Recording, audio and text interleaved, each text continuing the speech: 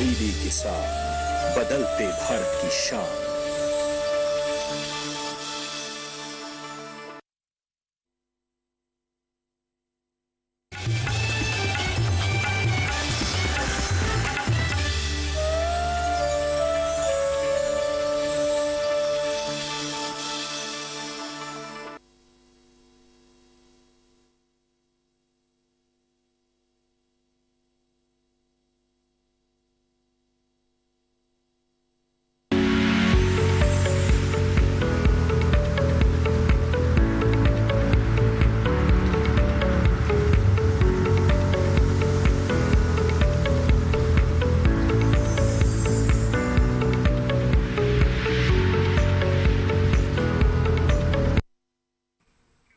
नमस्कार, स्वागत है आपका हेलो किसान में। आपके साथ मैं हूं अंजू सिंह। हेलो किसान आप किसानों का अपना मनपसंद लाइव फोन इन कार्यक्रम, जहां हम खेती किसानी से संबंधित विभिन्न विषय आपके लिए लेकर आते हैं और साथ ही इन विषयों पर विस्तार से चर्चा तो करते ही हैं, इसके अलावा आपके सवालों के जवाब भी देते हैं, आपकी समस्याओं को भी सुनते हैं और आपके सवालों के जवाब देने के लिए हमारे साथ स्टूडियो में उपस्थित होते हैं विषय विशेषज्ञ यानी एक्सपर्ट।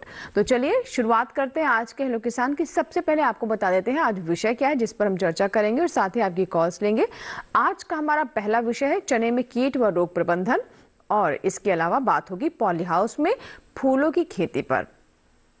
तो दोनों ही महत्वपूर्ण विषय हैं। खासतौर पर अगर हम चने की बात करें तो जैसा कि आप जानते हैं कि बहुत सारे क्षेत्रों में इसकी बुआई हो गई है, कहीं कहीं अभी भी चल रही है, लेकिन रोगों को लेकर बहुत सतर्क रहने की जरूरत होती है। इसके साथ ही पॉली हाउस में फूलों की खेती कर कैसे हमारे किसान लाभ ले सकते हैं, इसके बारे में विस्तार से बताएंगे। 2 टोल फ्री नंबर आप नोट कर लें जिस पर आप हमें कॉल कर सकते हैं, 1800113060।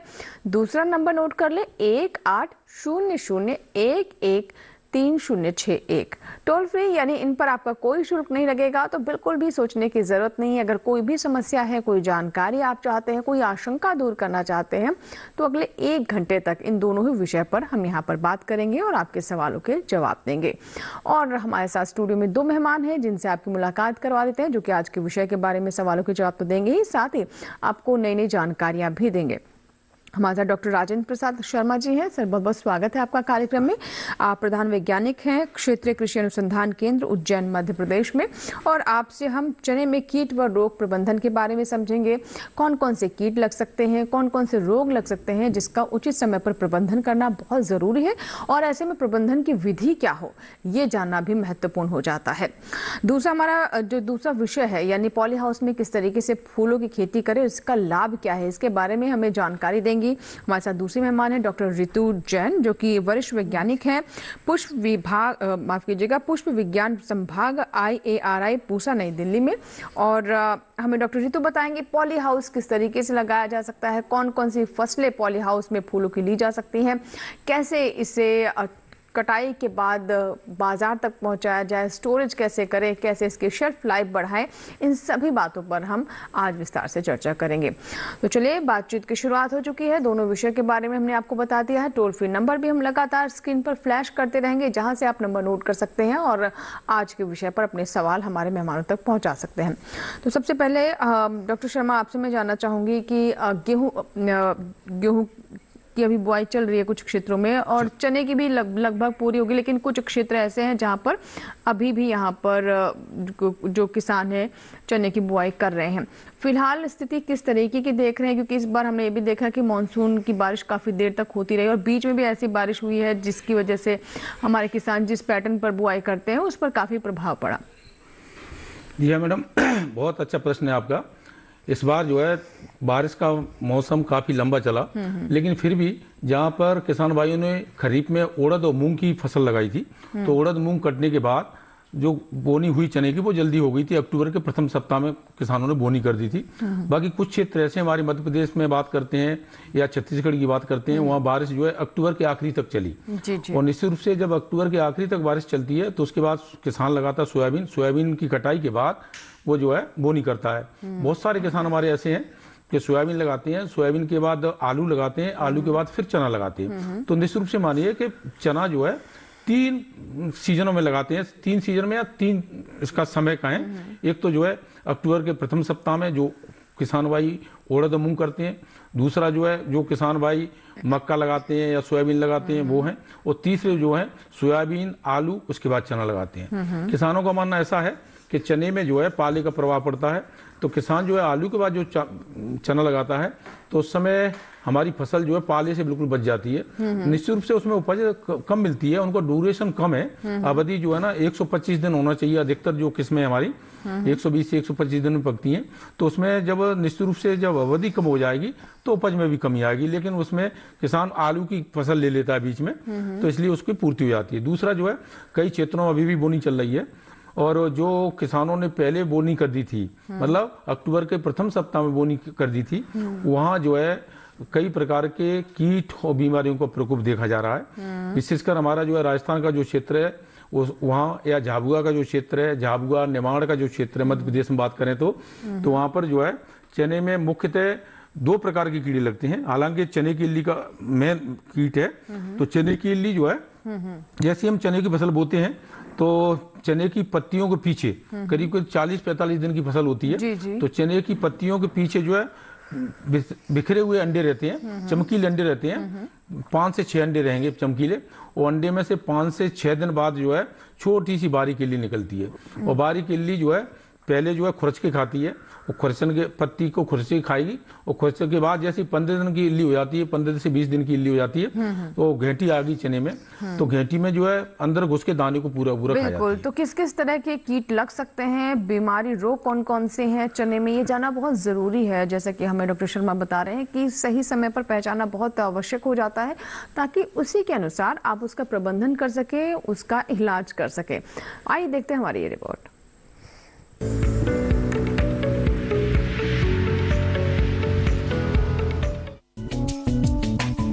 चना की फसल को रोगों और कीटों से बचाने के लिए समय समय पर खेत की निगरानी करते रहें। फली भेदक कीट फसल को 70 से 80% तक नुकसान पहुंचा सकता है। इसके नियंत्रण के लिए 5 फेरोमोन ट्रैप प्रति हेक्टेयर के हिसाब से इस्तेमाल करें। इसके अलावा चना फसल के चारों ओर पीला गेंदा फूल लगाने से चने की इल्ली का प्रकोप कम किया जा सकता है। प्रौढ़ मादा कीट पहले गेंदा फूल पर अंडे देती है। इसके अलावा खेत में चिड़ियों की मौजूदगी फली छेदक के प्रकोप की जानकारी देती है। फली छेदक की रोकथाम के लिए मोनोक्रोटोफॉस 36 EC 750 मिलीलीटर मात्रा को प्रति लीटर पानी में मिलाकर छिड़काव करना चाहिए। फसल में 2% यूरिया के घोल के 2 पर्णीय छिड़काव 10 दिन के अंतराल पर करें, जब फली में दाना बनने लगा हो। ऐसा करने से उपज में 15 से 20% इजाफा होता है। चना में उकठा रोग होने का भी अंदेशा रहता है। ये रोग पौधे की जड़ से शुरू होकर तने के ऊपरी भागों में फैलता है। फूल आने और फली बनने की अवस्था में इस रोग के होने की ज्यादा संभावना होती है। रोग के संक्रमण से पौधा मुरझा जाता है और धीरे धीरे सूखने लगता है। इस रोग के निवारण के लिए रोगग्रस्त पौधे को निकालकर नष्ट कर देना चाहिए और कृषि विशेषज्ञ से सलाह लेकर उचित दवा का छिड़काव करना चाहिए।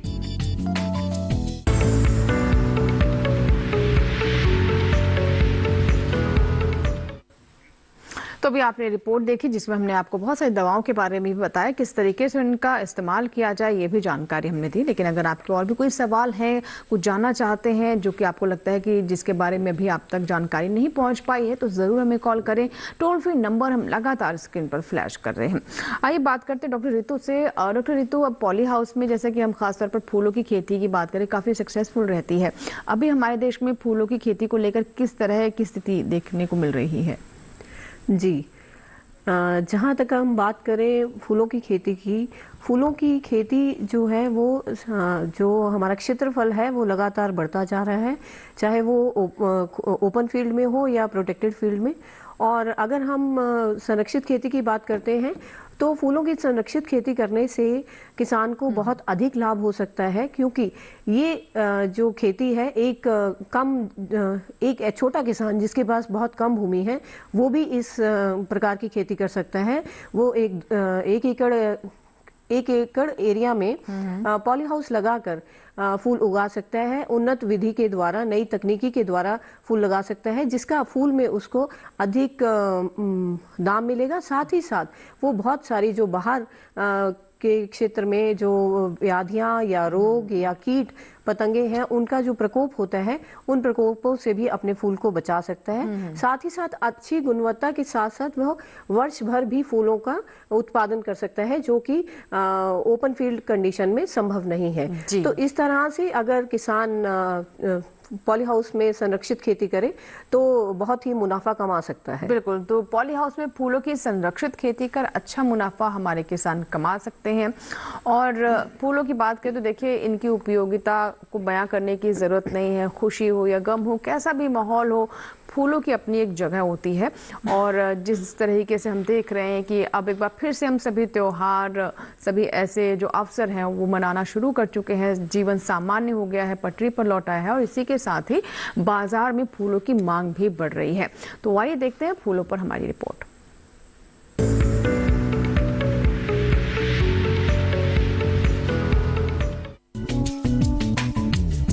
किसान पारंपरिक फसलों के साथ साथ आधुनिक खेती को भी अपना रहे हैं, जिसमें फूलों की खेती भी शामिल है। फूलों की अच्छी गुणवत्ता के लिए किसान पॉली हाउस का उपयोग कर रहे हैं। इसमें बेमौसम में भी अच्छी पैदावार ली जा सकती है। इसके अलावा सर्दी के मौसम में फसल को पाले से बचाना भी आसान हो जाता है। ऐसे में नुकसान की आशंका कम रहती है। वहीं अच्छा मुनाफा मिले, इसके लिए जरूरी है कि किसान उन फूलों का चयन करें जिनका बाजार मूल्य हमेशा अच्छा मिलता है, जैसे ऑर्किड, गेंदा, गुलाब, एंथूरियम, जरबेरा, ग्लैडियोलस, गुलदाउदी जैसे फूलों की मांग हमेशा बनी रहती है। पॉली हाउस में फूलों की खेती करने के लिए सबसे पहले तो पॉली हाउस ऐसे स्थान पर बनाएं जो थोड़ा ऊंचाई में हो, ताकि नमी या जल न रुके। साथ ही जमीन की ढाल ऐसी होनी चाहिए कि सतह का पानी पॉली हाउस से दूर रहे। पौधे लगाने के लिए किसान या तो खुद नर्सरी तैयार कर सकते हैं या फिर बाजार से पौधे खरीद कर भी रोपाई कर सकते हैं। पॉली हाउस में फूल की किस्म के हिसाब से तापमान नियंत्रित करें और उचित दूरी पर रोपाई का काम करें, जिससे विकास के लिए पौधे को पर्याप्त स्थान मिल सके। इसके बाद सिंचाई का विशेष ध्यान रखें। जरूरत होने पर ही पानी दें, लेकिन पौधे में कली आने पर नमी का खास ख्याल रखें। फूल खिलने पर बाजार व्यवस्था होने पर ही फूलों की कटाई करें।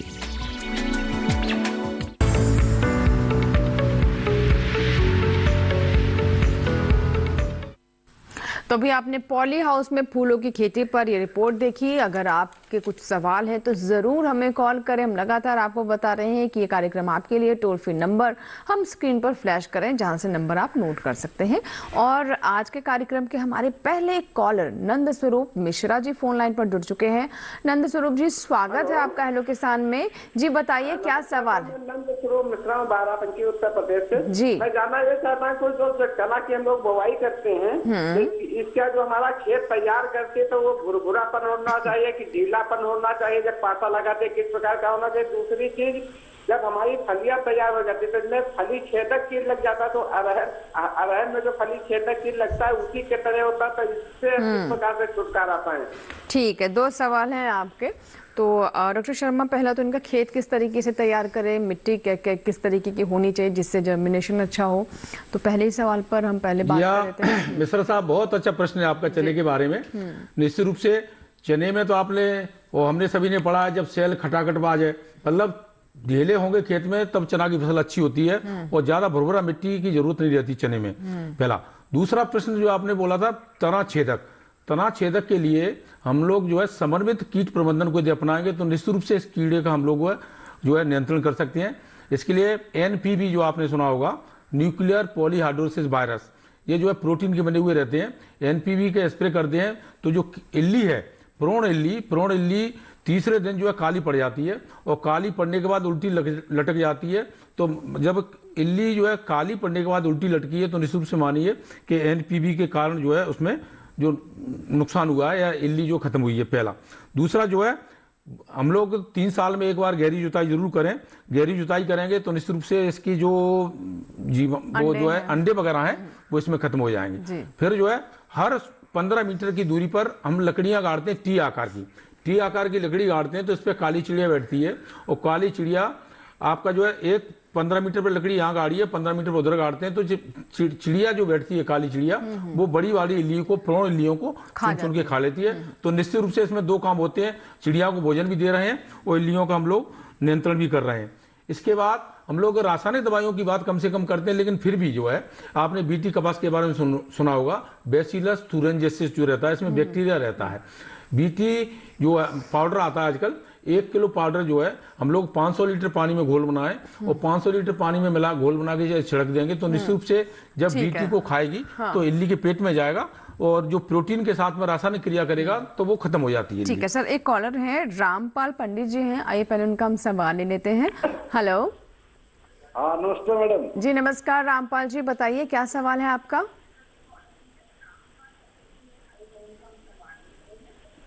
हाँ मैडम जी, मैं पूछ रहा था जैसे पोली हाउस है, हाँ मैडम जी मैं पूछ रहा था पोली हाउस जैसे मिनिमम जगह में आधा किला या उससे कम जगह में लगा है तो क्या कॉस्ट है और इसका कोई लोन हो जाए या कोई गवर्नमेंट से मदद करे, ऐसा कुछ है जी? ठीक है, हम इस पर आने वाले थे इस सवाल पर। तो क्या बताना चाहेंगे डॉक्टर रितु, जैसे कि इन्होंने बताया, डायमेंशंस बताई हैं, कितने क्षेत्र में से कब छोटे से छोटा पॉली हाउस कितनी जगह में बनाया जा सकता है और क्या किसी तरह का अनुदान भी है सरकार की तरफ से? हाँ जी रामपाल जी, ये बहुत अच्छा सवाल है, क्योंकि मैंने अभी भी बताया कि छोटा किसान जो जिसके पास बहुत कम जगह है, चाहे वो आधा एकड़ हो चाहे 1 एकड़ की जगह हो, तो आप उस पर पॉली हाउस लगा सकते हैं। और 1 एकड़ की ज़मीन पर अगर आप पॉली हाउस लगाते हैं तो लगभग उसका खर्चा 50 लाख के करीब आता है और 30 लाख के करीब आता है, और उसमें जो सरकार है वो 50% अनुदान भी देती है। और साथ ही साथ पॉली हाउस बनाने के अलावा जो आपका प्लांटिंग मटेरियल है, जो आपका मीडिया है, जिसे हम कोकोपीट, परलाइट, वर्मिकुलाइट ऐसी चीज़ें हैं, या फिर आपके ड्रिपर हैं आपका सिंचाई के लिए, या फॉगर हैं, ये सब चीज़ें लगाने के लिए भी सरकार हमें अनुदान देती है। और ये सब अनुदान जो है आपको अपने राज्य के औद्योगिकी विभाग के DHO से मिलकर आप पता कर सकते हैं। यद्यपि 50 से 80% का जो अनुदान है वो सरकार देती है, जो इस बात पर निर्भर करता है कि किस प्रकार का आप पॉली हाउस बनाना चाह रहे हैं। अगर आप बहुत ज़्यादा हाई टेक पॉली हाउस बनाना चाह रहे हैं तो उसमें अधिकतम 50% आपको अनुदान मिलता है, जबकि जो नेचुरली वेंटिलेटेड पॉली हाउसेस होते हैं उसमें 70% तक भी आपको अनुदान सरकार देती है। बिल्कुल। चलिए, इसी के साथ ही हमारे लिए यहाँ पर वक्त हुआ एक छोटे से ब्रेक का, लेकिन दोनों विषय से जुड़े हुए जो भी आपके सवाल हैं, यानी चने में कैसे कीट और रोग का प्रबंधन करें और पॉली हाउस में फूलों की खेती किस तरीके से हमारे किसानों के लिए लाभकारी हो सकती है, इससे जुड़ा हुआ भी कोई अगर प्रश्न है तो तैयार रखें अपना सवाल। लेंगे आपके सवाल इस छोटे से ब्रेक के बाद। देखते रहे हेलो किसान।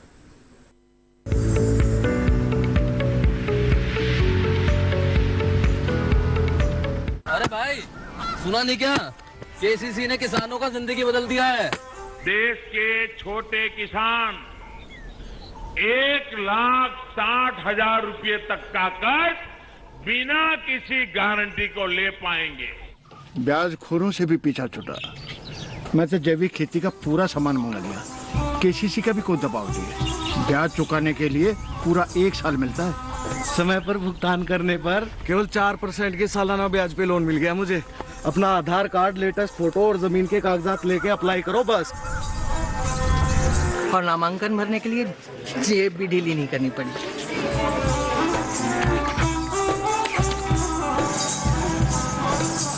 चाचा, उधार चुकाने के 24 घंटे के बाद उतने ही पैसे वापस निकाल सकते हैं। KCC ने किसानों की जिंदगी वाकई बदल दी है।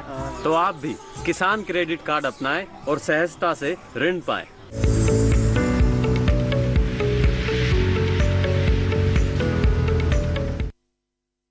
ब्रेक के बाद एक बार फिर आपका स्वागत है। आप देख रहे हैं हेलो किसान। अगर आप अभी अभी हमारे साथ जुड़ रहे हैं तो आज के विषय आपके लिए एक बार फिर से दोहरा देते हैं। आज हम बात कर रहे हैं चने में कीट और रोग प्रबंधन की, और साथ ही पॉली हाउस में कैसे करें फूलों की खेती। इस बीच एक कॉलर हमारे साथ जुड़ चुके हैं, आइए उनसे हम बात कर लेते हैं। हेलो, बलदेव जी हमारे साथ राजगढ़ मध्य प्रदेश से। जी बलदेव जी, बताइए क्या प्रश्न है। बलदेव जी। पहले आप टेलीविजन को म्यूट कर दें, अपना सवाल पूरा कीजिए। जवाब सुनने के लिए आप वापस से आवाज कर सकते हैं। जी, मेरा प्रश्न है साहब, चना जो बोते हैं वो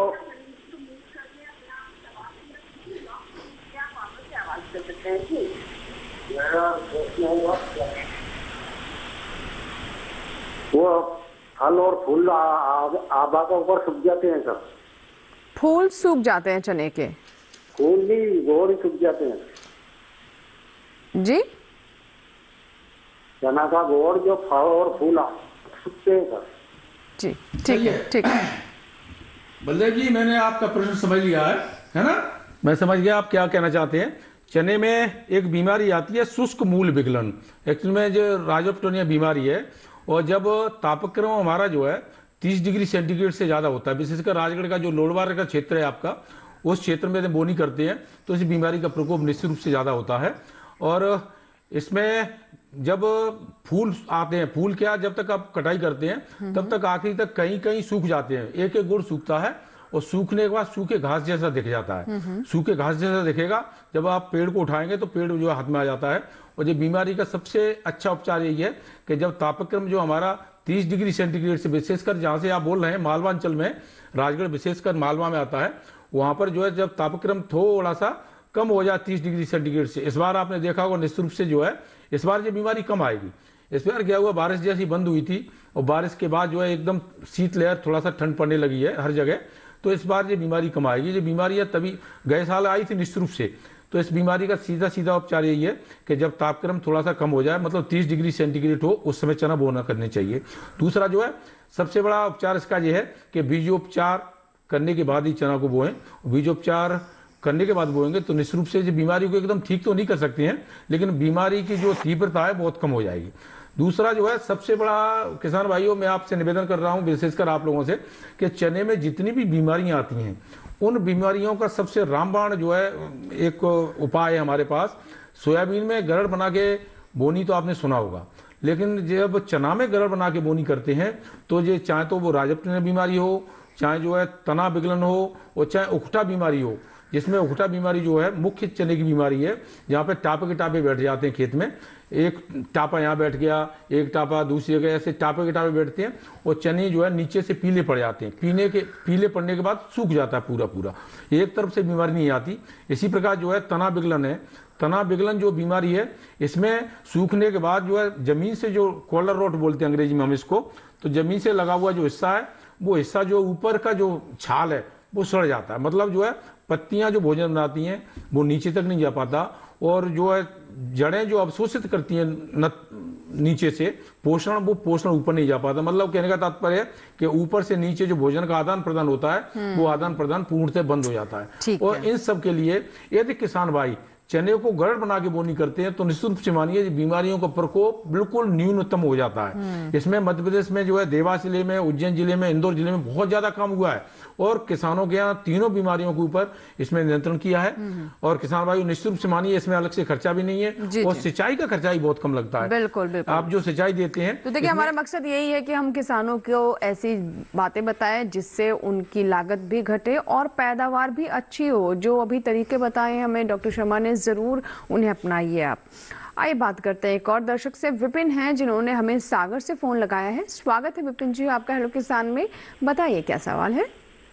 जी मैम नमस्ते, हमारे दर्शकों को भी नमस्कार। मैम मेरे चने के लेकर दो सवाल थे। पहला सवाल ये था कि चने की बुआई कर दी है, लगभग 20 से 25 दिन हो चुके हैं, तो उसमें किस तरह की देखभाल करनी है जिससे कोई कीट मतलब कीट ना लगे। और दूसरा सवाल ये था कि डॉक्टर साहब ने जो बताया है कि उसी आकार की खूटियां गाड़नी है, तो ये खूटियां हम गाड़ देंगे और हमने कुछ अभी लगा भी ली है, लेकिन सवाल ये था कि ये कब तक लगा के रखने, क्योंकि फसल में जब दाने पड़ जाएंगे तो पक्षी फिर तो दाने भी खा सकते हैं, तो निकालना भी है या नहीं निकालना है। ठीक है, बहुत अच्छा सवाल है आपका विपिन जी, सर क्या बताएं। विपिन जी बहुत अच्छा प्रश्न है आपका। देखिए, और निश्चित रूप से चना की बोनी कर दी है आपने। अब पहला प्रश्न आपका था कि चना की बोनी कर दी है, 15 से 20 दिन की फसल हो गई है, तो इस समय क्या करें। इस समय जो है एक जो कीट हो चने की कटुआ इल्ली, चने की कटुआ इल्ली का प्रकोप हो सकता है। विशेषकर ये कटुआ इल्ली का प्रकोप होता है जहाँ पर हमारी मध्यम काली मिट्टी और काली मिट्टी होती है, जहाँ पर ढेले हों वहाँ पर जो है। और जो है कटुआ इल्ली की पहचान मैं बताऊं किसान भाइयों आप लोगों को कि कटुआ इल्ली एक चांस है या एक कूड़ है, उसी लाइन में सीधी सीधी काटती है। ये ऐसा कभी नहीं करती है कि एक कुंड में अभी काट दिया इधर बाजू वाले कुंड में जाएगी, उसी सीधे सीधे कुंड में जाती है। जब और किसान भाई समझ नहीं पाते हैं, जब सुबह आप खेत में जाते हैं तो कटा हुआ मिलता है, वो कटा हुआ मिलता है, किसान समझता है कि कोई भाजी तोड़ने वाला आया है और भाजी तोड़ के चला गया। किसान भाइयों, वो भाजी तोड़ने वाला कोई नहीं आया है, उसको यदि ढेले को आप हटा के देखेंगे तो ढेले के नीचे जो है सफेद भूरी इल्ली मिलती है, उसको बोलते हैं एग्रोटिस इप्सिलोना या चने की भूरी इल्ली। इसकी विशेषता यह है कि ये रात्रिचर है, केवल रात्रि में नुकसान करती है। जैसे सूर्यदेव निकले और सूर्यदेव निकलते ही ये जो है नीचे छुप जाती है।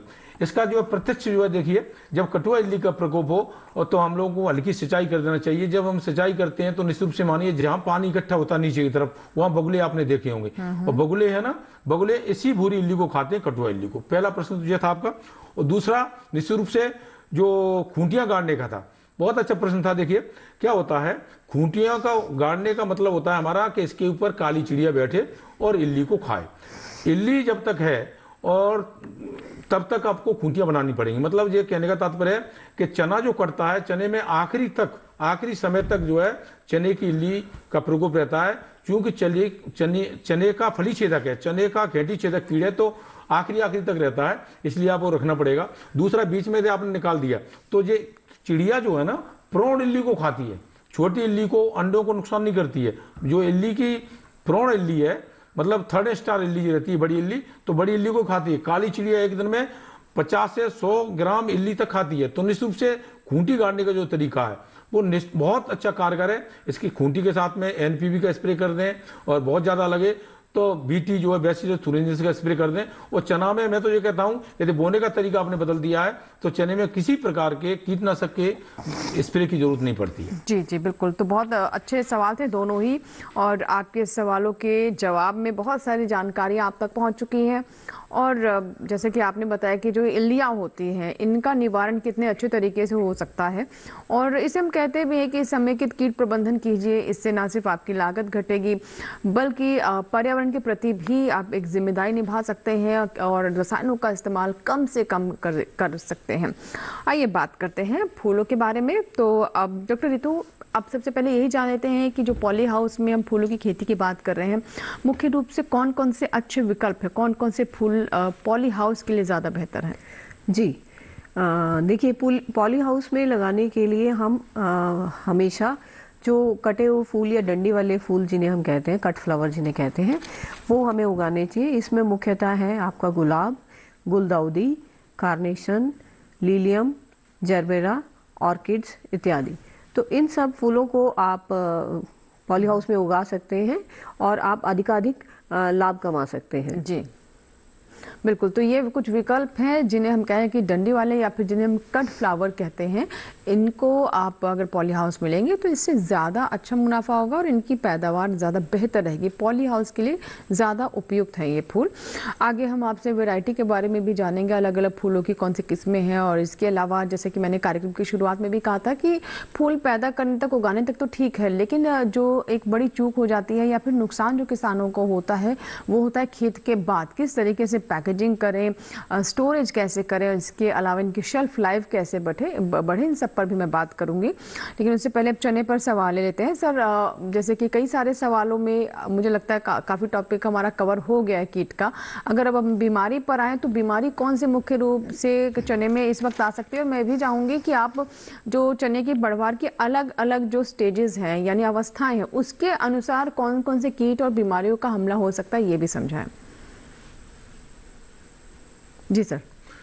जी मैडम, जैसा अभी जो चर्चा चल रही है, चने में कीड़ों की बात करते हैं तो मुख्य जो दो कीट थे, एक तो चने का कटुआ इल्ली और दूसरा चने का फली छेदक। इसके बाद चने में कभी कभी जो है हरी अर्धकुंडलक इल्ली, जो सोयाबीन का मुख्य कीट हुआ करता था, उस इल्ली का भी प्रकोप होने लगा है। हरी अर्धकुंडलक इल्ली जो है ऐसे लूप बना के चलती है और वो पत्तियों से शुरू की अवस्था में पत्तियों को खुरच के खाती है, हरे पदार्थ को खाती है।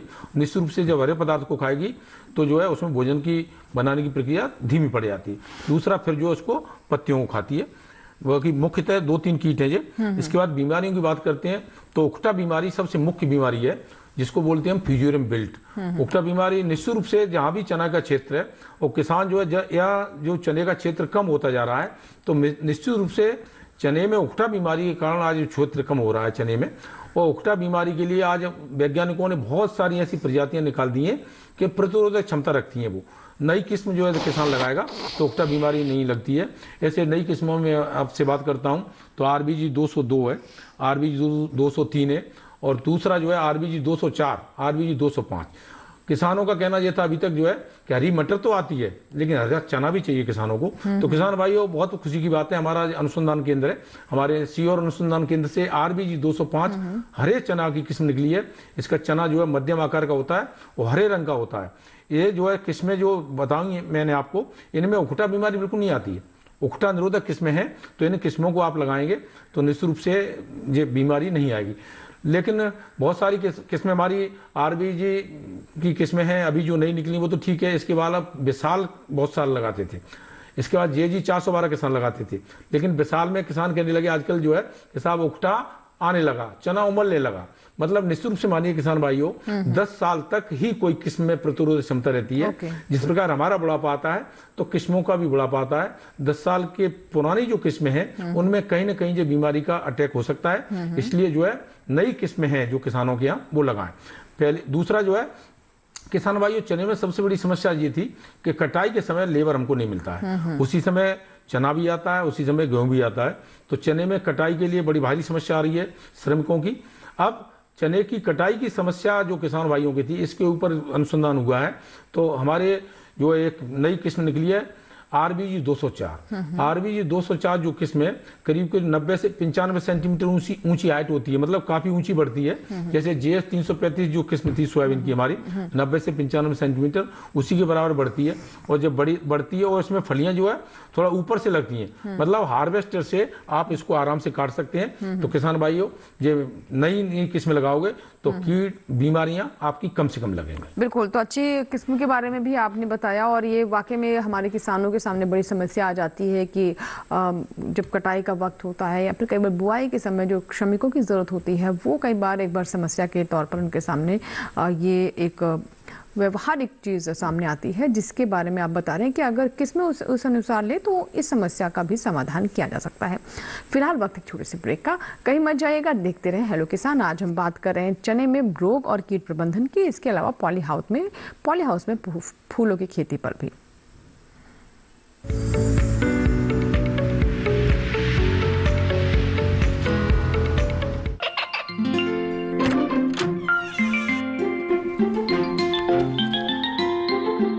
ये क्या हो रहा है? काशवी, इतने कम मार्क्स? काशू बेटा पढ़ा करो, पढ़ोगी नहीं तो आगे कैसे बढ़ोगी? मम्मा मैं भी तो आपसे यही कहना चाहती हूँ, पढ़ा करो। आप पढ़ोगे नहीं तो आगे कैसे बढ़ोगे? मतलब? वो देखो, सिर्फ बैक पर छपा ऑर्गेनिक नहीं, ऑर्गेनिक का निशान पहचानिए। PGS ऑर्गेनिक का ये लोगो उन किसानों की पहचान है जो आज भी परंपरागत विधि से रसायन मुक्त खेती कर आपके लिए शुद्ध फसल उपजा रहे हैं। अब समझे मम्मा, अगर मैं प्योर ऑर्गेनिक फूड नहीं खाऊंगी तो अच्छे मार्क्स कहाँ से लाऊंगी? अच्छा बच्चों, जैविक खेती की इस मुहिम को आगे बढ़ाइए, शुद्ध ऑर्गेनिक अपनाइए।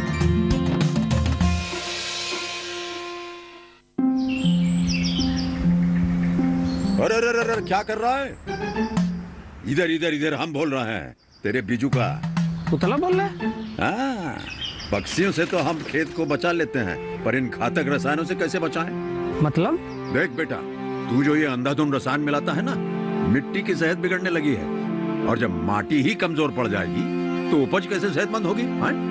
अरे पहले ऐसा नहीं था, पूछना अपने बड़े बुजुर्गों से, कैसे फसल लहलहाती थी, शुद्धता झलकती थी। हाँ, माटी भी तंदुरुस्त और लोग भी।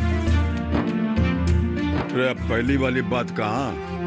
पर अब तो सभी डाले हैं। सब नहीं, आज भी लाखों जागरूक किसान परंपरागत विधि से फसल उगा रहे हैं, खर्चा कम और उपज की कीमत भी बेहतर पा रहे हैं। ठीक है भाई, मैं भी आज से जैविक खेती शुरू करूंगा। माटी से प्रेम की परंपरा है परंपरागत खेती।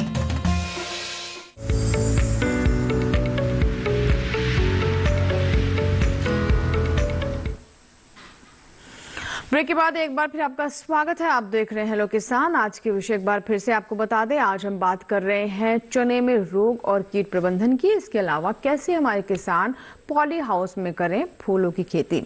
इस बीच एक दर्शक हमारे साथ फोन लाइन पर जुड़ रहे हैं, आइए उनसे बात करते हैं। हेलो हेलो जी, देव प्रसाद जी बताइए क्या सवाल है। वाराणसी से आपने हमें कॉल किया है, सवाल किस बारे में है? मैंने चना की बुआई की हूँ। चने को जमीन के बोरबत जड़ से उसको जो है कि 1 महीने के 20 दिन होगी बोए हुए, जम करके अंकुरन हो गया है। उसको पता नहीं कौन सा कीटाणु उसको काट दे रहे हैं, वो कैसे रुकेगा? जड़ें काटी जा रही हैं। हाँ, जड़ से उसको ना जमीन के बोरबत से उसको कीट काट दे रहे हैं। ठीक है ठीक है, डॉक्टर साहब क्या बताना चाहिए? देव प्रसाद जी बहुत अच्छा प्रश्न है। देखिए इसके बारे में मैंने अभी चर्चा भी की थी आपसे कि जो है सीधे सीधे एक चांस में ही कट रहा होगा। एक जो कूड़ है ना आपका, उसी कूड़ में कटा हुआ दिख रहा होगा, तो उसमें निश्चित रूप से चने में कटुआ इल्ली का प्रकोप है।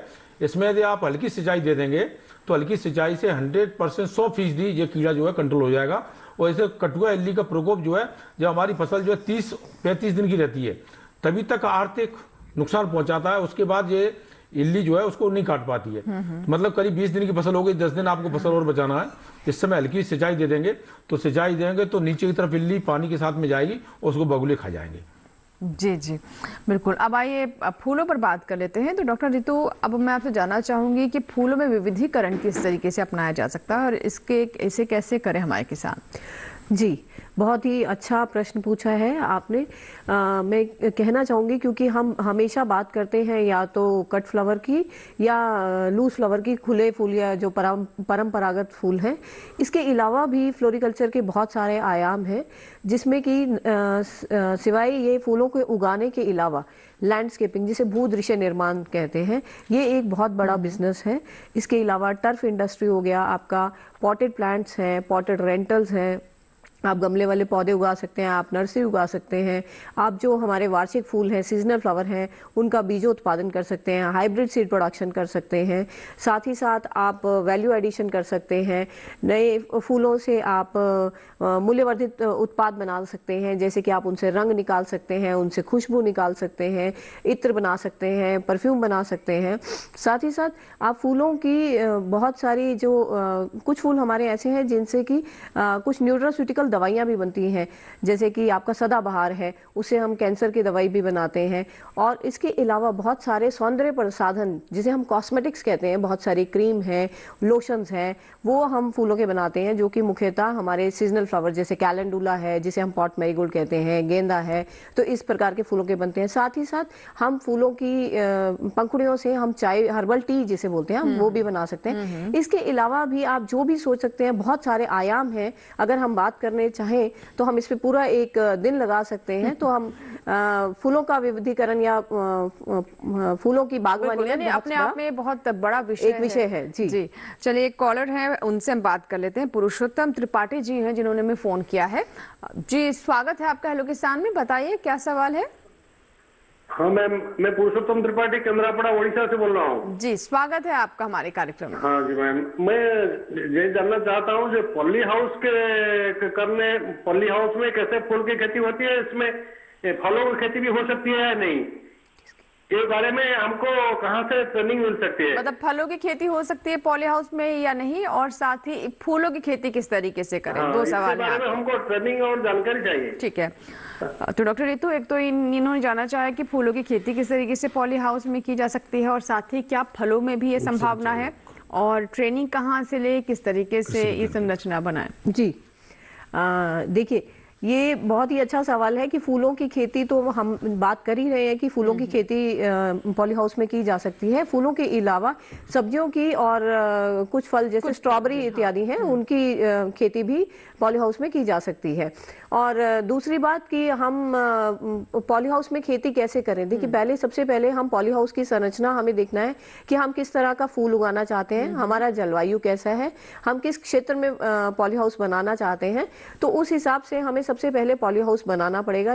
या तो हम नेचुरली वेंटिलेटेड पॉली हाउस बना सकते हैं, अगर हम बहुत ज़्यादा गर्म एरिया में रहते हैं, जैसे कि आप उड़ीसा की बात करें, अभी मुझे उड़ीसा के किस आप एरिया में रहते हैं, अगर वहाँ पे तापमान थोड़ा ज़्यादा है तो हो सकता है हमें फैन एंड पैड सिस्टम भी लगाना पड़े उस पॉली हाउस में। तो पहले हमें ये देखना पड़ेगा कि किस तरह का पॉली हाउस बनाना है। उसके बाद हम पॉली हाउस में जो है मिट्टी की जगह जो है वो मीडिया जो है हम कोकोपीट, वर्लाइट, परलाइट इस तरह के मीडिया इस्तेमाल करते हैं, जो कि इनर्ट मीडिया होते हैं, जिसमें कि कीट और रोग आने की आशंका बहुत कम होती है और आपकी फसल जो है वो बहुत अच्छी बढ़ती है। साथ ही साथ इन्होंने बात की है प्रशिक्षण की, तो प्रशिक्षण जो है हमें आप जो हमारे कृषि विज्ञान केंद्र हैं, साथ ही साथ जो हमारी राज्य कृषि महाविद्यालय और कृषि विश्वविद्यालय हैं उनसे मिल सकता है। और उसके अलावा जो हमारे हॉर्टिकल्चर डिपार्टमेंट जो हैं वहाँ से जो उद्यानिक विभाग जो हैं उनके DHO से, ADO से, उनसे संपर्क करके हम बात कर सकते हैं। साथ ही साथ अगर हम चाहें तो हमें हमारे यहाँ पर भारतीय कृषि अनुसंधान संस्थान में एक CPCT केंद्र है, जो कि खासकर जो है ये सिर्फ संरक्षित खेती पर ही प्रशिक्षण देता है, तो IRI आकर भी आप प्रशिक्षण ले सकते हैं। जी बिल्कुल। तो ट्रेनिंग कहाँ से लें ये अभी आपने जाना, और कैसे ये पॉली हाउस बनते हैं, कैसे ये बनाए जा सकते हैं, कौन कौन सी अवस्थाएं हैं जिनका ध्यान रखना बहुत ज़रूरी है, ये सभी बातें आपने जानी। अब डॉक्टर शर्मा आपसे हम जान लेते हैं, जैसे हम कीट और बीमारियों के बारे में चर्चा कर रहे हैं, तो अभी तक जैसे अभी हमने चाहे बीमारी की बात हो, कीट की बात हो, ये बहुत महत्वपूर्ण हो जाता है कि हमारे जो किसान हैं संकेत सही समय पर समझें। तो ऐसे में इन बीमारियों के किस किस तरह के संकेत हैं जो सही समय पर, लक्षण जिन्हें हम कह सकते हैं, समझकर हमारे किसान इसका निवारण कर सकते हैं? निश्चित रूप से जब चने में बीमारी आ जाती है तो बीमारी का जो है बचाव ही है मैडम। जी जी। मेन जो है इसका बचाव के लिए हम लोग बीज उपचार करते हैं, और अनुशंसा हमेशा रहती है कि चने में जो है बीज उपचार करने के बाद ही हम लोग जो चने की बुनी करें। यदि एक बार बीमारी आ जाती है तो बीमारी की हम रोकथाम कर सकते हैं, लेकिन बीमारी को हम लोग पूर्णतः ठीक नहीं कर सकते। जी जी। और रोकथाम के लिए जो हमारे प्रभावित पौधे हैं उन पौधों को निकालें और गड्ढा खोद के गाड़ दें, तो निश्चित रूप से इससे थोड़ा बचाव कर सकते हैं। तीसरा जो है, मैंने शुरू में ही आपसे निवेदन किया था कि यदि चने को जो है रेस्ड बेड में यदि हम बोनी करते हैं, गरड़ बना के यदि बोनी करते हैं, मतलब मेड़ और नाली पद्धति से बोनी करेंगे, तो निश्चित रूप से मानिए किसान भाइयों जो चने का उत्पादन है वो भी आपका बढ़ेगा। सिंचाई में भी काफी सहूलियत, सिंचाई में इसमें मैडम 60% पानी बचता है। बिल्कुल। यदि आपका जो है 100 मीटर लंबी लाइन है तो 100 मीटर में से हम लोग 80 मीटर तक पानी आने देते हैं और पानी बंद कर देते हैं, और इसके बाद अल्टरनेट एक नाली छोड़ करके पानी देते हैं, तो 40% पानी में आपका काम होता है, 60% पानी की बचत होती है। सबसे बड़ा फायदा ये है किसान भाइयों कि चाहे तो वो राजपटनी बीमारी हो, चाहे फिजियोरम उखटा बीमारी हो, और चाहे जो है कॉलर रॉट हो, ये बीमारियां बिल्कुल नहीं आती। हाँ किसान भाइयों, कई बार क्या होता है आपने देखा होगा, चने में जो है जो तीनों बीमारियों के लक्षण नहीं दिख रहे हैं, लेकिन जो है कई बार वो चना का पेड़ सूख जाता है। विशेषकर ये स्थिति जहाँ दिखती है आपको जहाँ पर हल्की मिट्टी है और या सूखे खेत में हम लोग चना की बोनी करते हैं, तो किसान भाइयों उसमें जो है जब पेड़ को हम उठा के देखेंगे तो उसमें रिंग बनी हुई रहती है, जमीन से लगा हुआ हिस्सा है उसमें रिंग बनी हुई है, तो निश्चित रूप से मानिए वहाँ पे दीमक का प्रकोप है। तो कई बार दीमक भी जो है इसमें नुकसान करती है, और दीमक का आप लोग जानते हैं कि दीमक जो है हमेशा सुरंग बना के नुकसान करती है। इसमें जो जितने भी अभी आप दीमक देख रहे हैं वो जो है श्रमिक है। दीमक का परिवार 3-4 भागों बटा रहता है, रानी है, राजा है, श्रमिक है और सेना है। तो आप जो भी दीमक देखते हैं वो दीमक जो है नुकसान करती है। पहचान यही है कि रिंग बनी होगी, गोल गोल रिंग बनी है, तो मान लीजिए आप लोग जो है दीमक के कारण नुकसान है। एक कॉलर है सुरेश पटेल हैं जिन्होंने मैं कॉल किया है, आइए बात करते हैं। हेलो। हाँ जी सुरेश पटेल जी, स्वागत है आपका हेलो किसान में, बताइए क्या सवाल है।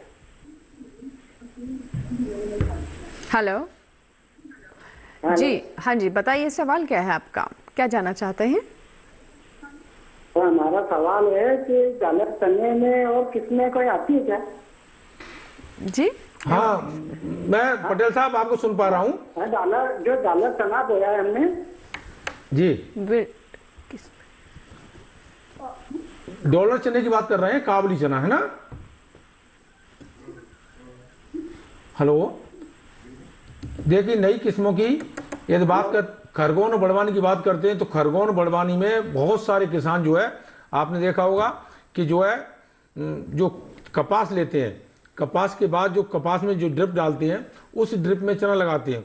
और निश्चित रूप से मानिए खरगोन और बड़वानी जो जिला है मध्य प्रदेश का, यहाँ जो है जितना उत्पादन चने का आ रहा है आज उतना उत्पादन जो है दूसरे जिले में नहीं आ पा रहा। उसका मुख्य कारण यही है कि किसान भाई हमारे जो है ड्रिप और का उपयोग करते हैं। और जो लाइन से लाइन की दूरी है, कई बार किसान भाई जो है हमारी अनुशंसा जो है 35 से 40-45 सेंटीमीटर है, लेकिन वहाँ जो है जो कपास लगाते हैं 90 सेंटीमीटर की दूरी पर, तो 90 सेंटीमीटर की दूरी पर लगाते हैं तो निश्चित रूप से किसान जो है उत्पादन वहाँ ज़्यादा दे रहा है। इससे जो प्रूफ हो रहा है, इससे ये सिद्ध होता है कि चने में यदि हम दूरी को मेंटेन करें तो उसमें हमारे 2 फायदे होंगे। एक तो बीमारियां कम आती हैं, दूसरा बीज कम लगता है, और तीसरा जो है उत्पादन ज़्यादा मिलता है। जी, और आइए डॉक्टर रितु से बात कर लेते हैं। डॉक्टर रितु, जैसे कि आपने अब ये भी बताया कि कौन कौन से फूल हैं जो पॉली हाउस में लिए जा सकते हैं, पॉली हाउस किस तरीके से बनाया जाए, ट्रेनिंग कहाँ से ली जाए, लेकिन अब यहाँ पर ये भी जानना ज़रूरी हो जाता है कि जब हम फूलों की कटाई कर लेते हैं इसके बाद किन किन बातों का ध्यान रखा जाए, कौन कौन से चरण आते हैं? जी देखिए, सबसे महत्वपूर्ण है कि जब हम फूलों की कटाई करें तो हम तभी से ध्यान रखें कि फूलों की कटाई करते हुए हम तेज धारदार चाकू या कैंची से करें या सिकेटियर से करें। और ये जो चाकू या सिकेटियर है आपका, इसको आप किसी भी सैनिटाइज़र से सैनिटाइज कर लें ताकि ये जीवाणु कीटाणु विषाणु रहित हो जाए। और उसके बाद फूल काटने के बाद उसे एक साफ बाल्टी में पानी जिसमें रखा हो उनमें फूलों को डाल दें ताकि फूल जो है वो ज़्यादा समय तक, लंबे समय तक ताज़ा बने रहें। फूलों को काटने के बाद आप उसको ले जाकर प्री कूलिंग के लिए रख दीजिए, थोड़ा ठंडी जगह पर उसको रख दीजिए और उसके बाद उसका सॉर्टिंग ग्रेडिंग कीजिए, उसकी कटाई छटाई कीजिए। और फूलों की लंबाई के आधार पर, फूलों की कली के आधार पर, फूलों के आकार के आधार पर, इन सब आधार पर हम फूलों का वर्गीकरण करते हैं। फूलों को भिन्न भिन्न श्रेणियों में बांटा जाता है। उन श्रेणियों में वर्गीकरण करने के बाद हम फूलों को पैकेजिंग कर सकते हैं। और इससे पहले अगर हमने फूल जो है एक घरेलू मार्केट में भेजने हैं तो हम सीधा पैकेजिंग करके भेज देंगे। अगर हम दूर वाली मार्केट में फूल को भेजना चाहते हैं तो हम फूलों की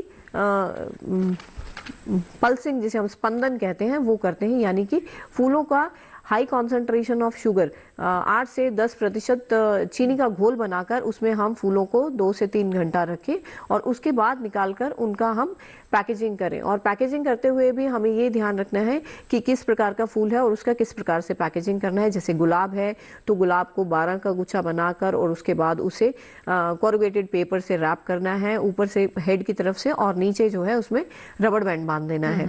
और इस तरह से बंचेस बना के वो आप एक बॉक्स में उसको पैक करेंगे। और साथ में ये भी ध्यान रखना है कि बॉक्स में नीचे कुछ कुशनिंग मटेरियल हो, पेपर की क्लिपिंग्स हो, कुछ श्रेड्स हो, ताकि जब आपके फूलों का परिवहन हो तो उनको कुछ भी नुकसान ना हो। इसी तरह कार्नेशन को स्लीव में पैक कीजिए, जरबेरा को स्लीव में पैक कीजिए, ऑर्किड को स्लीव में पैक कीजिए। तो इस तरह जो है आप विभिन्न फूलों को पैक करके एक ठंडे स्थान पर या तो उनका भंडारण कीजिए और साथ ही साथ उनका शीत वाहन कीजिए, यानी कि रेफ्रिजरेटेड जो वैन है उसमें उनका ट्रांसपोर्ट करना है। बिल्कुल। और जैसे कि ये होता यही है कि फूलों के साथ एक समस्या कह सकते हैं या फिर एक मजबूरी रहती है कि बहुत लंबे समय तक आप इन्हें नहीं रख सकते, लेकिन फिर भी इन बातों का ध्यान रखते हुए आप इनकी शेल्फ लाइफ या फिर इन्हें ताज़ा कुछ दिन और रख सकते हैं तब तक कि बाजार में पहुंच जाए और बिकवाली के लिए सज जाए। फिलहाल इसी के साथ ही वक्त है एक और छोटे से ब्रेक का, कहीं मत जाइएगा, देखते रहें हेलो किसान। जल्दी हुए नहीं आ रहे हैं।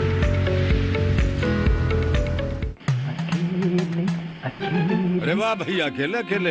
अरे तू भी ले, पर खाएगा कैसे? मैं ऑर्गेनिक खेती की बात कर रहा रे बेटे। अकेले अकेले खेती कब तक करेगा? मतलब गांव में 20-25 किसानों का समूह बना के पंजीकरण करवा ले, फिर सरकारी ट्रेनिंग भी मिलेगी और मुफ्त जैविक बीज खाद भी। फिर बीजीएस ऑर्गेनिक की सरकारी मोहर के साथ तेरी उपज आकर्षक पैक में पहुंचेगी बड़े बाजार तक। अच्छा? हाँ। अरे भाई कहाँ चल दिया? सबको साथ लाने, आमदनी बढ़ाने। तो किसान भाई समझ गए ना, साथ मिलकर ऑर्गेनिक खेती कीजिए, अपनी परंपरा को आगे बढ़ाइए, ज्यादा मुनाफा कमाइए। माटी से प्रेम की परंपरा है परंपरागत खेती।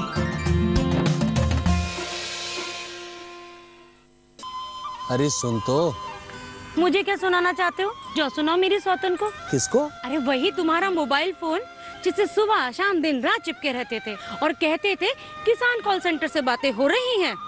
अच्छा ये बात है। हाँ क्यों, क्या हुआ? अब बात नहीं होती क्या? अब तो झट से बात हो जाती है। ऐसा क्या? हाँ, अब तो ज्यादा लाइनें और खास तकनीक के कारण खेती के माहिरों से तुरंत बात हो जाती है। और अगर कभी लाइन व्यस्त हो तो अपनी समस्या फोन पर रिकॉर्ड करा दो, वहाँ से फोन आ जाता है और समस्या की हल का मैसेज भी आ जाता है। ये देखो आ गया। अरे वाह, इसका मतलब इंतजार की घड़ी अब खत्म। हाँ। तभी मैं सोचूं कि आजकल मुझ पर इतना प्यार क्यों आ रहा है। कृषि संबंधी समस्याओं का अपनी भाषा में तुरंत हल पाने के लिए पूरे भारत में किसी भी फोन से हेल्पलाइन नंबर पर संपर्क करें। किसानों का दोस्त किसान कॉल सेंटर।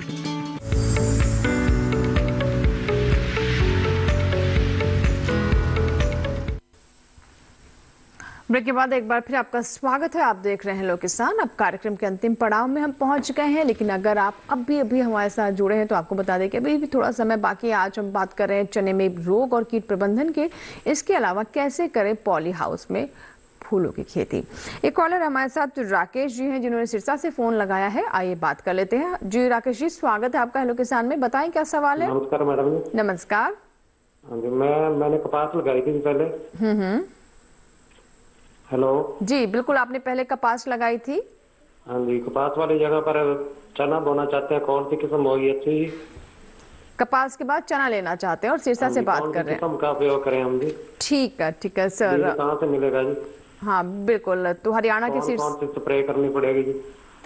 जी इसमें जो है ना, आप कौन सी खाद डालनी पड़ेगी? हाँ, कपास के बाद कपास में ड्रिप लगाया होगा निश्चित रूप से आपने, तो चना में जो पूसा चना जो है 10-216 अपनी यहीं से दिल्ली से जो किस्म निकली है, इस किस्म को आप लगाएंगे तो निश्चित रूप से बहुत अच्छा उत्पादन मिलेगा। इसके अलावा जो है और भी किस्में हैं, RBG 204 है या जो है RBG 202 है, ये किस्म भी आप लगा सकते हो। और जो है कपास के बाद बहुत से अच्छा रिजल्ट देती है। जैसे आपके सिरसा में कपास के बाद चना लगाते हैं, वैसे मध्य भारत में जो है आप खरगोन की बड़वानी की बात करेंगे, वहाँ किसान जो है अधिकतर किसान जो है कपास के बाद चना लगाते हैं। और निश्चित रूप से मानिए कपास के बाद चना आर्थिक रूप से किसान के लिए बहुत फायदेमंद है। जी बिल्कुल, तो कपास के बाद चना, जैसे कि आप बता रहे हैं कि अच्छा आपका ये फैसला है और ज़रूर इससे आपको लाभ होगा। और मैम अब बात कर लेते हैं फूलों की। जैसे कि आप अभी बता रही थी कि किस तरीके से इन्हें ट्रांसपोर्ट किया जाए और ग्रेडिंग कैसे की जाए। अंत में कुछ और बातें जो आप चाहते हैं कि हमारे दर्शकों को पता होनी चाहिए, जो फूलों की खेती के बारे में या तो विचार कर रहे हैं या फिर पहले से ही कर रहे हैं। जी, जैसे मैंने बताया कि फूलों की कटाई की हम बात कर रहे थे। कटाई करने के बाद हम उनका भंडारण कर सकते हैं ताकि वो फूल हमारे थोड़े दिन तक ताज़ा रहें, और जैसे ही सही समय आए तो हम फूलों को मार्केट में बेच दें। क्योंकि क्या होता है कि फूलों का जब मार्केट में गलत हो जाता है तो आपको अच्छा दाम नहीं मिलता है और किसान को नुकसान उठाना पड़ता है। तो इस बात का एक विशेष ख्याल रखें, जब भी हम फूलों की खेती करने जा रहे हैं तो हम ये ज़रूर ध्यान रखें कि कौन से फूल की मांग ज़्यादा है, कौन सी वेराइटी की मांग जो है मार्केट में ज़्यादा है, और समय के हिसाब से कि शादी का सीज़न कब आ रहा है या आपको एक पर्टिकुलर डे के हिसाब से, न्यू ईयर है, क्रिसमस है, इस तरह से अगर हम प्लानिंग करके खेती करें, वो भी स्पेशली अगर हम पॉली हाउस में इस तरह की प्लानिंग करेंगे तो हमारा जो फूल है वो अच्छे महंगे दाम पर मिलेगा और किसान को लाभ भी अधिक होगा। पॉली हाउस में खेती करने से पहले ये ज़रूर जान लें, आप एक प्रशिक्षण ज़रूर ले लें ताकि आपको पता रहे कि कौन कौन सी जो दिक्कतें हैं वो आपको पॉली हाउस में आ सकती हैं। और जहाँ तक हो सके कीट और व्याधियों के लिए आप समेकित कीट प्रबंधन कीजिए, जैसे कि स्टिकी ट्रैप्स लगाइए, नीम की खली का इस्तेमाल करें, नीम के तेल का इस्तेमाल करें, ताकि बहुत ज़्यादा हमें जो है वो इंसेक्ट पेस्टिसाइड जो है वो इस्तेमाल ना करना पड़े। तो यही सब कुछ बातें हैं जिनका अगर किसान ध्यान रखते हैं तो बहुत अच्छे से फ़ायदा कमा सकते हैं और एक छोटी सी जगह से बहुत लाभ कमा सकते हैं। और मोदी जी का जो सपना है दुगनी आय करने का, वो भी पूर्ण किया जा सकता है। जी बिल्कुल, तो हमारी सरकार की तरफ से कई महत्वपूर्ण कदम उठाए जा रहे हैं ताकि हमारे जो किसान हैं वो आर्थिक रूप से मजबूत हो, उनकी आय में वृद्धि हो और वो खुशहाल हो। और बागवानी को तो जैसा कि आप जानते हैं कि हमारी सरकार के लिए काफ़ी महत्वपूर्ण है और इस पर काफ़ी काम भी किया जा रहा है। आइए बात करते हैं अब चने के बारे में। तो सर अंत में और क्या जानकारी देना चाहेंगे हमारे किसानों को? इस समय निश्चित रूप से चने में कीट और बीमारी का प्रकोप होगा किसान भाइयों, तो मैं तो कीड़ों के लिए मुख्यतः आपसे यही सलाह दूंगा कि जो है एक तो NPV का स्प्रे करें आप लोग, जहाँ भी आपको इल्ली दिख रही है। न्यूक्लियर पॉलीहाइड्रोसिस वायरस जो है 250 एलई प्रति हेक्टेयर, मतलब 250 ग्राम करीबन आपको लेना है और 400 लीटर पानी में मिला के इसको स्प्रे करना है। लेकिन ध्यान रखें, इसको तेज धूप में स्प्रे बिल्कुल नहीं करेंगे, इसको शाम के समय स्प्रे करेंगे तो चने में जो है निश्चित रूप से इल्ली अपने आप इल्ली को मारेंगे नहीं, इल्ली में बीमारी फैलाएंगे। इससे खूंटियाँ गाड़ दें 30-30 मीटर की दूरी पर। तो और दूसरा जो है, यदि कटुआ इल्ली का प्रकोप लगाए, जैसा ही किसान भाई ने प्रश्न किया था कि उसके चांस में कटा हुआ दिख रहा है तो उसमें हल्की सिंचाई कर दें। ये तो जो है निश्चित रूप से चने में जो है कीटों का आप लोग नियंत्रण कर सकती हैं। यदि बीमारी का प्रकोप है तो जो बीमारी ग्रसित जो पौधे हैं उनको उखाड़ लें और गड्ढा खोद के गाड़ दें। ठीक है, बहुत बहुत शुक्रिया डॉक्टर राजेंद्र प्रसाद जी, आपका भी, और डॉक्टर रितु आपका भी। आप भी स्टूडियो में आए और पॉली हाउस पर इतनी महत्वपूर्ण चर्चा की। और डॉक्टर राजेंद्र प्रसाद, आपने जिस तरीके से चने में कीट और बीमारियों के प्रबंधन के बारे में बताया, हम उम्मीद करते हैं हमारे किसानों को जरूर से बहुत लाभ होगा। बहुत बहुत धन्यवाद आप दोनों मेहमानों का। धन्यवाद। और इसी के साथ ही आज के हेलो किसान में फिलहाल इतना ही, लेकिन अगले अंक का विषय क्या है, यानी कल का हमारा विषय क्या है, जिस पर हम कल बात करेंगे और हमारे विशेषज्ञ स्टूडियो में उपस्थित होंगे। आइए डालते हैं उस पर नजर। कल का हमारा पहला विषय शूकर पालन एवं कृत्रिम प्रजनन, दूसरा विषय है पशुओं का पोषण प्रबंधन।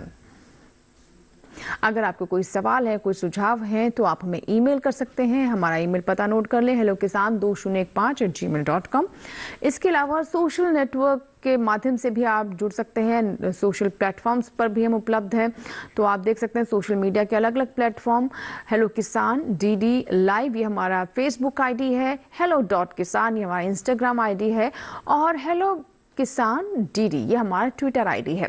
तो तीनों में से किसी भी प्लेटफॉर्म पर आप जा सकते हैं या फिर सभी पर जाएं, आप हमें फॉलो करें और अपने सवाल हम तक पहुंचाएं। इसके अलावा आप हमारे कॉल सेंटर पर भी कॉल कर सकते हैं। DD किसान का कॉल सेंटर नंबर नोट कर लें, 1800-113060। सोमवार से शनिवार सुबह 6 बजे से रात 10 बजे के बीच आप कॉल करें, अपने सवाल रिकॉर्ड कराएं, जिन्हें हम कार्यक्रम में शामिल करेंगे। तो ज़रूर आप हमें फेसबुक के माध्यम से, ट्विटर, इंस्टाग्राम या इसके साथ ही कॉल सेंटर के माध्यम से संपर्क करें। आपके सवाल हम कार्यक्रम में शामिल करेंगे।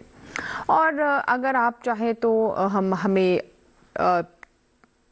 YouTube पर भी फॉलो कर सकते हैं, सब्सक्राइब कर सकते हैं हमारा चैनल। ये हमारा QR कोड है, इसे स्कैन कीजिए। हमारा YouTube ID है @DD किसान चैनल। तो YouTube चाहे आप हमें सब्सक्राइब करें। और अगर आज का कार्यक्रम आपने बीच से देखा है या फिर कार्यक्रम को मिस कर गए हैं पूरी तरीके से, अब फिर से देखना चाहते हैं, तो हमारे YouTube पर जाएं, वहाँ पर आपको पूरा कार्यक्रम मिल जाएगा। इसके अलावा भी DD किसान पर प्रसारित होने वाले अन्य कार्यक्रम भी YouTube पर उपलब्ध हैं। दीजिए इजाजत, लेकिन आप बने रहे दूरदर्शन किसान के साथ। नमस्कार।